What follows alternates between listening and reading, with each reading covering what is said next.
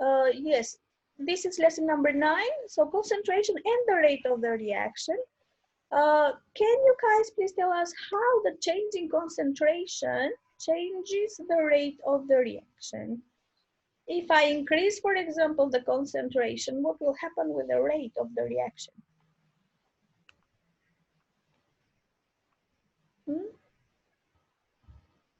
Guys, I'm talking to you.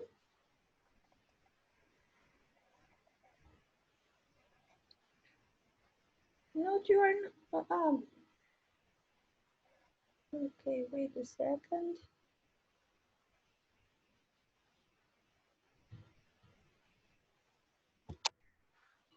Okay, now guys, yes? How the concentration? Yes. Mhm.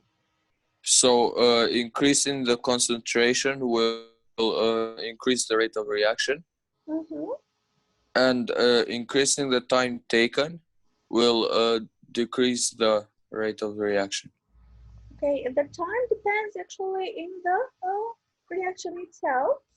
But if I change a factor that can change the rate, maybe can change even the time taken for the reaction.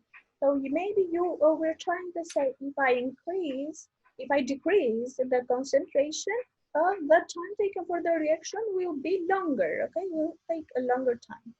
Okay, so if you can tell me, or Clevici maybe, if I mix water with acid, what should I do? Albani, what I should do? I should pour the acid to the water or the water to the acid. What do you think is first? Water to the acid. Will be Alban? Will be the acid or the water to the acid? Water to the acid? You think so? Okay, so if I pour water to the acid, I will end up with a very stronger reaction, and the water and the acid will come up and burn my skin. So we have to be very, very careful of what we are doing. So we should pour the acid to the water. Now you are going to see how the dilution process is made, okay, from a concentrated acid. If the highest concentration of hydrochloric acid you will use this year is 6 molar, do you need reagent 12 molar concentrated HCl? Please consider your needs and plan accordingly. Concentrated acids are severely corrosive. Always wear goggles, gloves, and an apron or lab coat, and work in a fume hood to avoid exposure to gaseous vapors. Use the dilution equation to calculate the amount of acid required to prepare the desired final volume of acid you need. In this example, I want to prepare 500 milliliters of 2 molar hydrochloric acid, and my starting material is 6 molar HCl. Solving for V1 gives V1 equals M2 times V2 divided by M1. That equals 2 times 0.5 divided by 6, or 0.167 liters. So I will...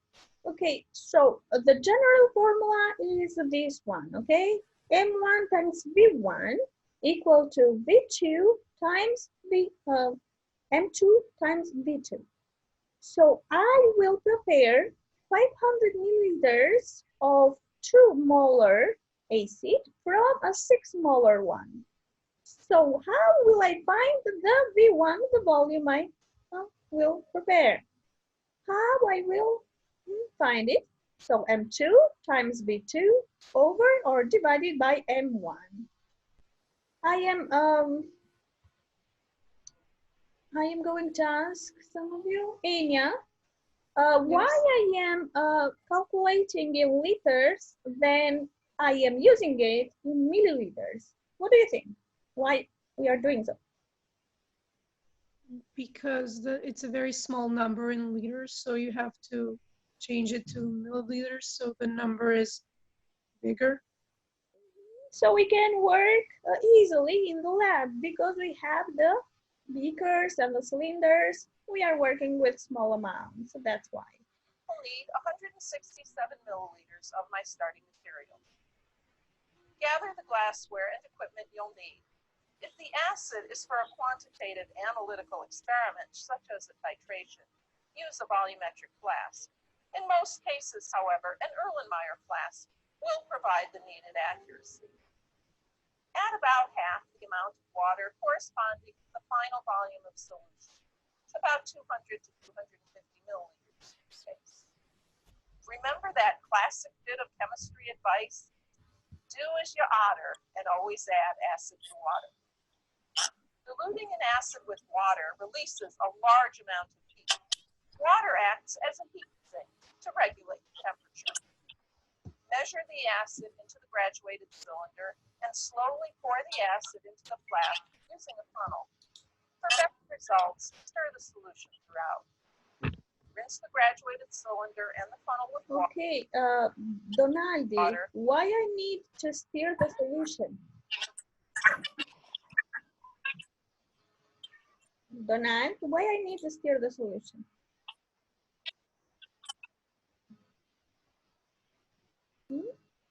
Aurelia,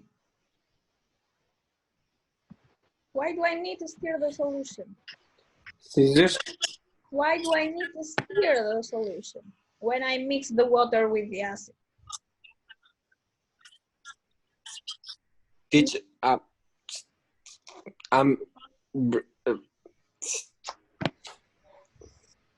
To mix them well, right? Yes. This is how pretty much it is Remove the done, stir, the dilution rinse it as process. well. Okay, we should use Then dilute water. to the final desired volume. Don't forget to label your solution. Okay, that's Out. it. Now we are going to see another way. So this is the way it is presented to you, the general formula, and how we find the V1. Then what if I have some other value? Okay. Citrit, now it is asked again to find the V1 when I have given the V2, the M2, and the M1. So I'm going to prepare 1 liter of 3 molar acid from the 4 molar one. So what should I do? I am going to use the formula. Yes, to calculate the volume of the solution before the reaction. Okay, so I am going to use 1 liter from 3 molar over 4 molar. 4 molar. Then I will end up with the necessary volume, so 750 milliliters. What if I have some other data? For example. Okay. Can you read this exercise? Yes. Abide and Atif are investigating the effect of changing the concentration on the rate of reaction between dilute sulfuric acid and zinc. They have been given a number of pieces of zinc of the same size and mass, but only a bottle of dilute sulfuric acid. Their first task is to make up 5 different concentrations of the acid. Okay, so we are going to use 3 different type of concentrations. Citrit Kokichi, so what says the question in here? Can you tell us?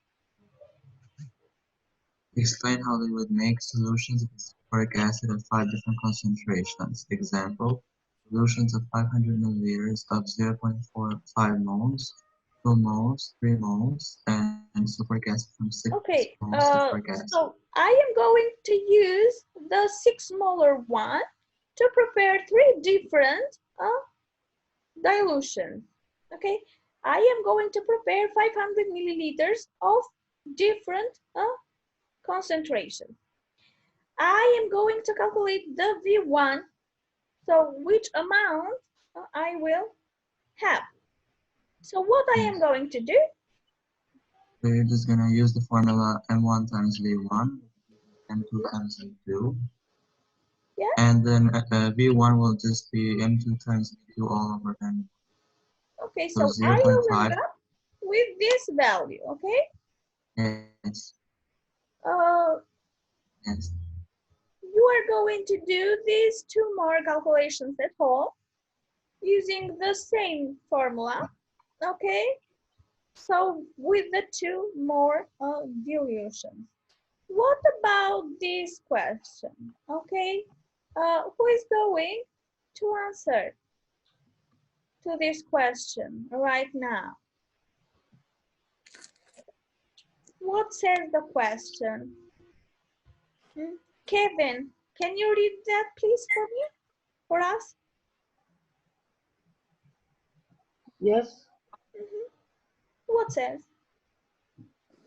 How will be the effect of changing the concentration on the rate of reaction between dilute sulfuric acid and zinc? Okay, so look at carefully the 3 molar, the 3 dilute acids we prepared. What happens? Which is greater? Which is the greater one? 0.5, 2, or 3? 3. The 3 one. Normally, what we said at the beginning of the lesson, when we increase the concentration, we'll increase the rate of the reaction. So this will be the greatest one, right? Yes. What if I see a picture like this? Okay, here I have 3 different concentrations. Here I have the total volume of the gas collected, and here I have the time taken. Okay, so what will happen with the rate of the reaction? Let's say here it is the 3, here it is the 2, and here it is the 0.5. Okay, the values we have. As you said before, the rate will be greater for the 3 one. Okay? Yes. In this way, you are going to compare them as a homework. That's it for this lesson.